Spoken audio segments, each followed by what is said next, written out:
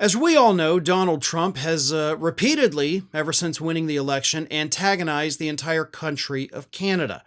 He not only mocked former Prime Minister Justin Trudeau, I guess we should call him at this point, calling him Governor Trudeau of the 51st state of the United States, but he has also threatened all sorts of tariffs against the country.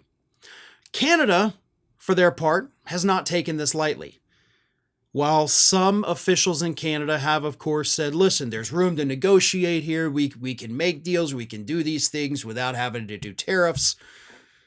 Meanwhile, the rest of the Canadian government, I think at this point a majority of the Canadian government, is telling Donald Trump, bring it on, because we can inflict far more damage on you than you can inflict on us. Because you see, Canada sends more goods to the United States than they take from the United States.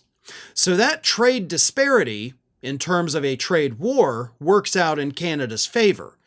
Because it's not just that, oh, we take more goods from Canada, it's the type of goods we get from them versus the type of goods they get from us. So Canada has now proposed several things in their parliament. Let me read you this. Blocking exports of Canadian oil, electricity, and critical minerals is another option on the table, according to one senior government source. Last month, Ontario Premier Doug Ford threatened to cut off energy exports from his province, if Trump followed through on his threat. He later clarified that he wants to export more energy south of the border, but his comments were about standing up for Canadian workers. Canadian Natural Resources Minister Jonathan Wilkinson tells CTV that the tariffs they're crafting will certainly be focused on looking to extract the greatest amount of pain in the United States to ensure that there is pressure put on President Trump. So what they're doing, in addition to, possibly cutting back the amount of energy that they send to the United States, and they are the largest exporter of energy into the United States that we import, they want to hurt Donald Trump. They want to hurt him personally. They want to hurt him politically. So they're targeting a very specific industry with one of their proposals. The other ones are rather broad. It's going to impact the entire United States. But they're also specifically taking aim at Donald Trump's new home state of Florida, where I live.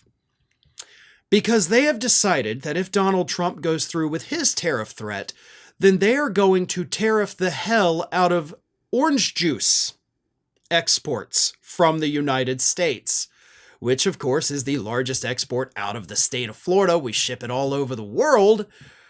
And if Canada cuts off essentially their supply of orange juice from Florida, that is going to devastate, maybe not decimate, but it's going to cause a huge negative impact on the state of Florida.